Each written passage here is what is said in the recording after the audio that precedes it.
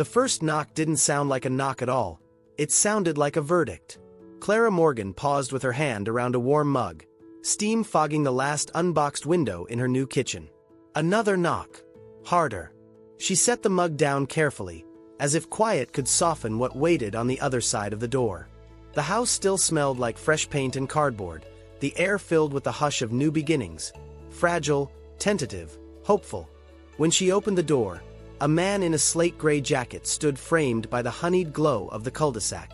He didn't introduce himself. He didn't smile. He measured her with a practiced glance and said 3 words that cut like glass. "You don't belong here." The night seemed to tilt. The sprinklers hissed somewhere down the block. A golden retriever barked once and went silent. Clara watched his face, the certainty in it.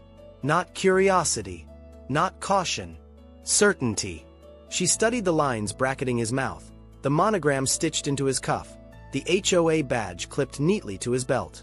She had seen him before across the street, flanked by neighbors who leaned in when he spoke. Mr. Harrington, if she remembered the mailbox brass correctly. The kind of man who thought a gate made a kingdom. Clara didn't flinch. Not outwardly. She let the words settle, let the old reflexive shame rise, and pass. Then she stepped aside so the foyer's light touched her shoulders and said, in a voice steadier than she felt, "Good evening." He didn't move. The porch light haloed his impatience. Somewhere behind him, a curtain in the house next door fluttered shut. Before we go any further, I want to invite you into this story the way Clara stepped into this neighborhood, with courage. If you've ever been told you don't fit, if you've ever been underestimated or dismissed before you could even speak, this one is for you. Stay to the end, because what you're about to learn about Clara Morgan will flip this entire world on its head. And if stories like this remind you of your own quiet strength, take a second to subscribe, like, and tap the bell. We share soul-deep stories here, the kind that don't just entertain, they fortify. Now, let's step inside with Clara, before the knock, before the verdict, into the long stretch of days that made this moment inevitable. The Glen at Renfield was the kind of neighborhood that existed in glossy brochures and whispered school rankings. Tree-lined streets curved like polite smiles. Lawns held their breath under perfect stripes. Porch swings never squeaked.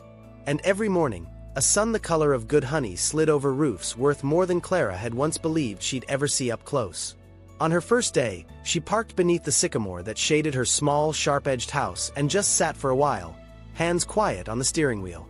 She watched a convoy of SUVs glide past, chrome catching light, parents in leisure wear waving at one another with the easy choreography of people who have never had to explain themselves. She held the moment like a match, a small flame she could protect with both hands. She moved in without a moving truck. Not because she couldn't afford one. No one knew that part, and she preferred it that way. But because there was something about carrying your own boxes that made a place honest. She stacked them room by room. A kettle on the counter.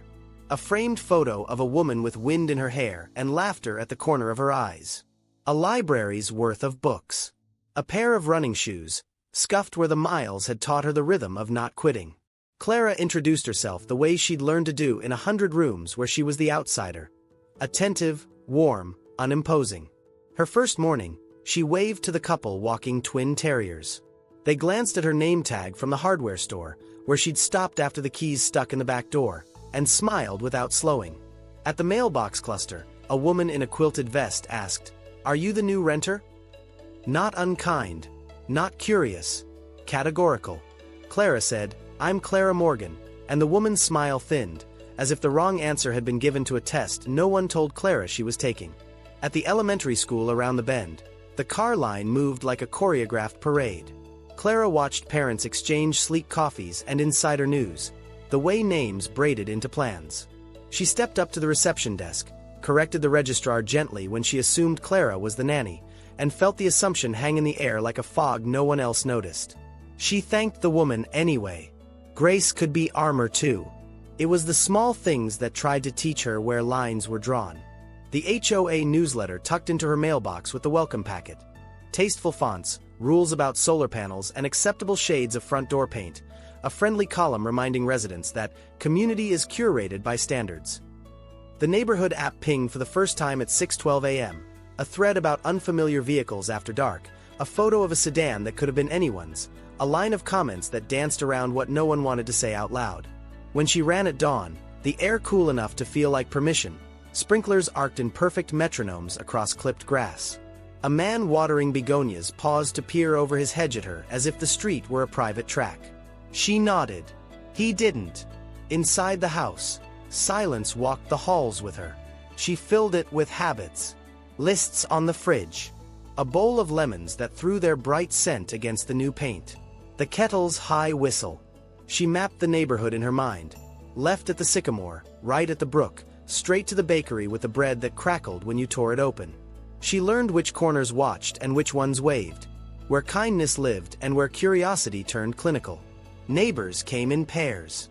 Introductions came with resumes. I'm Jenna, Parker's mom. We're with Stanton and Finch. My husband sits on the school foundation board. I'm Mark, work in venture. Do you golf? Clara learned to answer questions no one asked. She learned to say a little and listen a lot. She learned the currency here wasn't money. It was lineage, memberships, belonging told in shorthand. And yet, beneath the choreography, Clara sensed an opening. The older woman 2 doors down whose hydrangeas were acts of devotion, Mrs. Patel, invited her to sit on the porch one evening. You have runner's legs, Mrs. Patel said, as if she were noting the way the light fell on the street. Runner's legs are sturdy. They carry people farther than they think they can go. They spoke of soil acidity and recipes that tasted like childhood. When Clara rose to leave, Mrs. Patel pressed a cutting into her palm and said, "Some things bloom late. They're no less beautiful for it."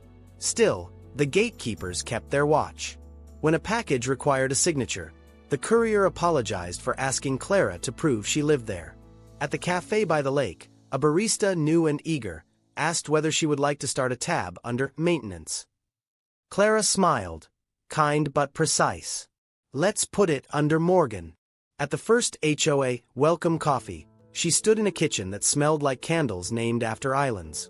Mr. Harrington held court by the marble island, sleeves rolled to display a watch that wanted to be seen. He told a story about property values and protecting what we built, and everyone murmured the sound of agreement. When Clara introduced herself, his handshake lasted a beat too long, his eyes already past her shoulder. "And you are?" he asked again later, as if her name were a leaf that wouldn't stay in his hand. She noticed things. The way the landscapers passed invisible through the hedges, a breeze no one thanked. The way the woman at the end of the cul-de-sac flinched when her daughter waved at Clara, then smoothed it into a smile that didn't reach her eyes. The way laughter grew louder when she turned to take a dish to the sink at a block party, like a curtain drop. But Clara had not come here to perform. She had come to live. To read by windows that let the light in like an apology. To plant the hydrangea cutting and wait for it to take. To run roads she hadn't earned by last names, but by breath and distance. To cook the recipe in the frame on her counter, the one her mother taught her when time and money were both too tight, and let the house fill with the smell of rosemary and lemon until it felt like a place with a center, not just an address. Some nights, when the cul-de-sac settled into its gentle stillness, Clara stood at her doorway and watched the way the neighborhood breathed. She could feel the ache of being uninvited and the stubborn warmth of belonging anyway. The two feelings lived side by side in her like neighboring rooms. And then, on a night that felt harmless in its ordinary, sprinklers whispering, porch lights blinking awake, cicadas tuning their instruments, the knock came. Firm. Certain. The kind of knock that assumes it will be obeyed. Clara set her mug down. She wiped her palms on her jeans. She opened the door to the man in the slate gray jacket, to the words that would try to put her in a box she had already outgrown. "You don't belong here," Mr. Harrington said. "What makes you so sure?" Clara asked, softly. The dog down the block barked again. The sycamore leaves turned their silver undersides to the porch light. And somewhere within Clara, a door she had kept closed for years slid quietly open, not to give him entry, but to let her own truth step forward and take up its rightful space. Clara Morgan closed the door softly after Mr. Harrington's cutting words echoed through her entryway. The polished brass handle felt cold in her hand, and for a long moment she stood there, staring at the wood grain, trying to make sense of what had just happened. "You don't belong here." The sentence clung to her like a weight, settling into her chest. She replayed the man's expression in her mind, a mix of disapproval and certainty, as though his words were not opinion, but decree. The Glen at Renfield was supposed to be a new beginning. For Clara, it wasn't just about moving into a neighborhood of perfectly trimmed hedges and glittering SUVs. It was about proving to herself, and perhaps to the world, that she could carve out a place where she felt safe, respected, and proud. Yet already, the walls around her seemed taller, the silence heavier, the invisible boundaries more rigid. The following weeks tested her resolve. She walked the tree-lined streets, her footsteps crunching on gravel paths, while clusters of neighbors gathered in driveways or lingered outside their homes. Their conversations hushed when she passed. Smiles flickered and faded before reaching their eyes. Invitations circulated, whispered and delivered, but her mailbox remained empty. Clara tried to bridge the gap. She offered polite waves, warm greetings, even a plate of homemade lemon bars she left at a neighbor's door. The next morning, she found the same plate returned, untouched, resting neatly on her porch without a note. Her daughter, Emily, sensed the tension too. At the bus stop, the other children clumped together, giggling and chatting, while Emily stood alone, clutching her backpack straps. One afternoon she climbed into the car, her small face drawn and quiet. "Mom," she whispered, "why don't they want to play with me?" Clara's heart cracked, but she forced a steady smile. "Sometimes people don't know us yet," she said softly, brushing Emily's hair back. "Give them time." But deep down, Clara wondered if time would ever be enough. Even within the walls of her own home, the pressure was relentless. HOA notices arrived in her mailbox with unnerving frequency. Her trash bins were visible an inch too far from the curb, her grass trimmed a shade too uneven, her garden flowers not in alignment with community guidelines. Each letter bore the same signature: Mr. Harrington, the man at the door. It was more than enforcement. It was surveillance. He seemed to be watching, waiting for mistakes, ensuring Clara never forgot that she was considered an outsider. Nights grew heavier. Clara would sit by the window with a cup of tea, staring at the neat rows of homes bathed in the soft glow of streetlights. She wondered if she had made a mistake uprooting her life to come here. If the pursuit of belonging had led her into a place where she was destined to feel invisible, dismissed, and constantly judged. And yet, there was something in her, an ember that refused to extinguish. Clara Morgan had not fought her way through years of hardship only to let one neighborhood, one man, dictate her worth. Still, she couldn't deny it. The struggle was real. The sense of isolation clawed at her daily, threatening to reduce her dream of a new beginning into a quiet defeat. But life has a way of placing us in storms not to break us, but to reveal who we really are. And Clara's storm was only just beginning. The morning after that humiliating encounter at the gala, Clara sat at her tiny kitchen table, staring into the rim of her chipped coffee mug. The steam curled upward, fogging her glasses as she held them loosely in her hands. The words, "You don't belong here," still echoed in her head, looping endlessly, like a cruel mantra meant to keep her small. For a moment, she felt like surrendering, letting their world remain closed off to her forever. But then, her gaze shifted to a framed photograph sitting on the counter. It was her late mother, standing outside their old apartment with flour on her cheek, holding up a tray of homemade bread. That smile, tired yet unbreakable, struck Clara like a lightning bolt. Her mother had worked 2 jobs and still made time to teach her daughter never to settle for the scraps life handed out. "Clara, if a door closes on you, find another way in," her voice whispered in Clara's memory. That was the moment it clicked. She realized she wasn't fighting for a seat at their table. She was building her own. Fueled by this clarity, Clara made a decision that would alter everything. Instead of shrinking away, she immersed herself in research. Night after night, she devoured books on business strategy, studied investment case studies, and took online courses with the intensity of someone starved for knowledge. The same woman who had once been dismissed as an outsider was now sharpening her mind into a weapon no one could ignore. But the real turning point wasn't just in her studies. It came when an unexpected opportunity landed at her feet. One rainy afternoon, as Clara rushed down the steps of the public library with an armful of borrowed books, she nearly collided with an older man struggling to balance an umbrella and a stack of folders.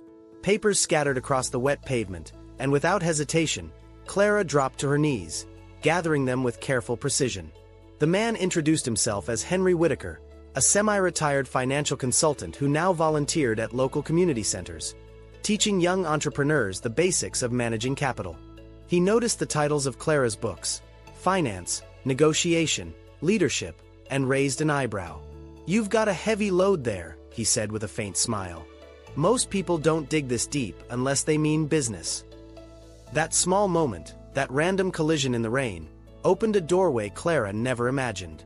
Henry offered her mentorship, not because she asked, but because he saw in her the same fire he had once carried as a young man fighting his way up. For Clara, this was more than luck. It was a signal, a chance not just to learn but to transform.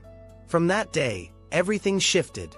The man at the gala had tried to convince her she didn't belong. But through grit, knowledge, and mentorship, Clara was about to prove that she not only belonged, she was destined to stand taller than anyone who had once doubted her. Clara's journey upward did not begin with a thunderous applause or an open door. It began quietly, almost invisibly, in the long hours when no one was watching. Each morning, she arrived before most of her colleagues. At first, it was because she feared being overlooked. She thought if she was present enough, perhaps someone would notice. But gradually, it became a rhythm, a discipline she claimed for herself.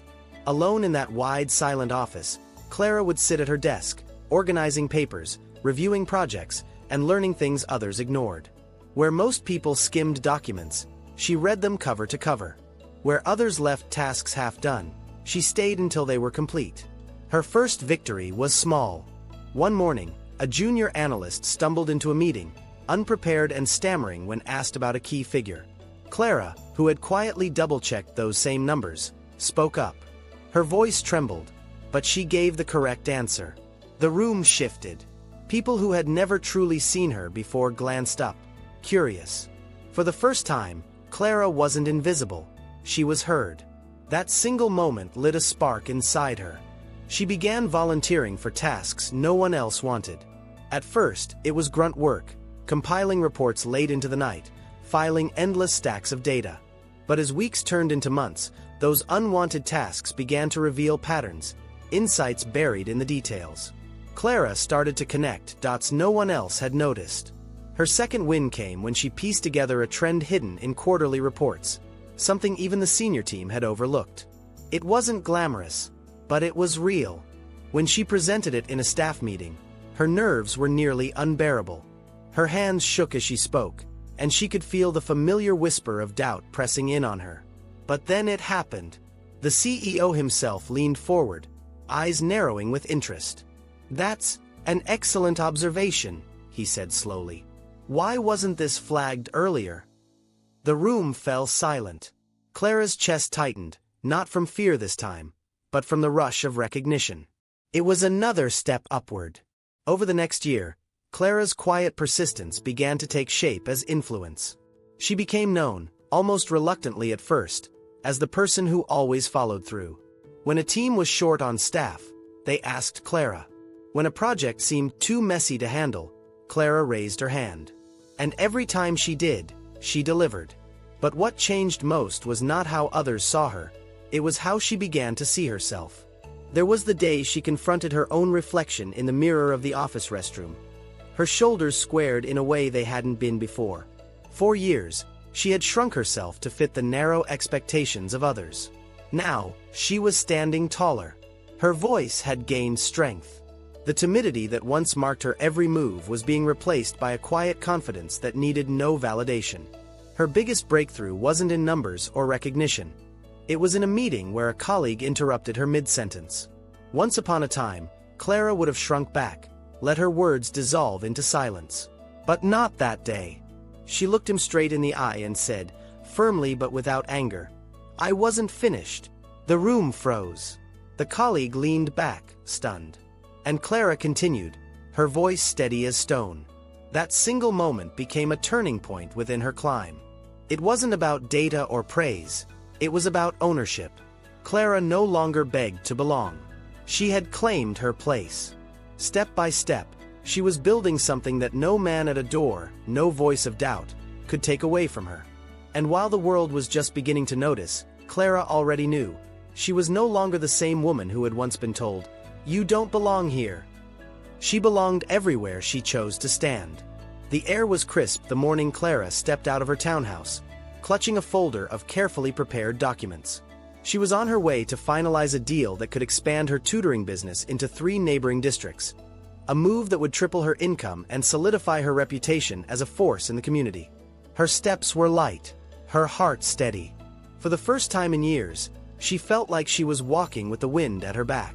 But life has a way of testing resolve just when victory feels closest.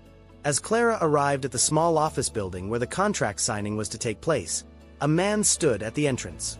He wore an immaculate gray suit, his expression sharp and cold, his arms crossed like a gatekeeper. Clara recognized him immediately. Mr. Turner, the district's education board director. He was the kind of man who thrived on authority, the type who measured worth not in dedication or talent, but in pedigree and connections. When Clara approached, he looked her up and down, his lips curling into a smirk that wasn't friendly. "You don't belong here," he said flatly, stepping slightly in her path. The words hit her like a slap. They were the same words she had heard in whispers years ago, when she was just starting out, when parents, teachers, even colleagues doubted her abilities. But hearing them now, spoken at the very threshold of her breakthrough, carried a venom that cut deeper. Clara steadied herself. "Excuse me, Mr. Turner. I have an appointment with the board." He raised an eyebrow, clearly amused. "Appointments don't mean anything if the board doesn't believe you can deliver. I've seen your background. You don't have the proper qualifications, the certifications, the name. And these districts, you think they'll trust someone like you?" Clara's hands tightened around her folder. Behind her, the hum of the city continued. Car horns, voices, the rhythm of a world that never paused. But for Clara, everything seemed to stop. His words wrapped around her, pulling her back into that old place of doubt, of shame, of wondering if maybe she had reached too high. And the setback didn't stop at words. Inside the boardroom, she discovered the deal had been postponed, indefinitely. The schools she was set to work with had been persuaded, perhaps by Mr. Turner's influence, to reconsider her proposal. It was a crushing blow. Weeks of planning, months of proving herself, and just when she was about to step onto a larger stage, the ground beneath her seemed to collapse. That evening, Clara sat alone in her office. Papers were scattered across the desk, numbers glaring at her from the spreadsheets on her laptop. Rent was due in 2 weeks. Payments to her assistant were pending. Without the expansion, her current contracts might not sustain her for long. She felt the weight of everything pressing down, the shadows of failure inching closer, threatening to swallow her whole. For the first time in years, Clara allowed herself to cry. Not just quiet tears, but deep sobs that shook her body. All the nights she had stayed awake preparing lessons, all the afternoons she had worked with students one-on-one, all the weekends she had sacrificed, it suddenly felt as if it hadn't been enough. And yet, somewhere in the silence of that night, a single thought cut through her despair. She whispered it aloud, her voice trembling but determined. "I didn't come this far to let someone else decide my worth." The fall was real. The setback was devastating. But in Clara's story, this would not be the end. The boardroom was hushed, the kind of silence that carried tension thick enough to choke on. Every executive sat around the long mahogany table, their eyes flicking between Clara and the man at the head, Mr. Turner. He had summoned this emergency meeting after weeks of turbulence in the company's finances. The project Clara had been spearheading was under scrutiny. Turner's doubt, long simmering beneath the surface, was finally bubbling over. "Ms. Edwards," he said, his tone sharp as a blade, "you've had your chance. The numbers don't lie. Perhaps this isn't the place for you after all." A younger Clara might have shrunk under the weight of those words. But not today. Not after everything she had endured. The dismissal at the door, the whispered doubts in the hallways, the endless nights of self-doubt that she had fought to silence. She rose slowly, her palms pressed lightly against the polished wood of the table. The late afternoon sun filtered in through the blinds, streaking across her determined face. "Mr. Turner," she began, her voice steady. "You're right. Numbers don't lie. Which is why I've brought the updated projections, based on the adjustments I've been quietly implementing over the last 2 weeks. I'd like everyone here to see what happens when we stop playing it safe and start trusting innovation. Murmurs rippled across the room as she handed out the reports. Each page detailed careful, precise strategies Clara had developed. Not grand gambles, but calculated moves rooted in research and foresight. The very plan that Turner had scoffed at months earlier was now revealing itself as the company's lifeline. One by one, the executives' faces shifted from skepticism to astonishment. The projections didn't just show survival, they showed growth. Bold, undeniable growth. Mr. Turner's jaw tightened. For the first time, he looked uncertain. Clara didn't gloat. She didn't need to. Instead, she looked directly at him, her voice calm but edged with quiet triumph. "You told me I didn't belong here," she said softly. "But belonging isn't about someone else opening the door. It's about proving that you deserve the seat you've earned." The room was silent. Then, slowly, the applause began. Not loud, not theatrical, but steady, heartfelt.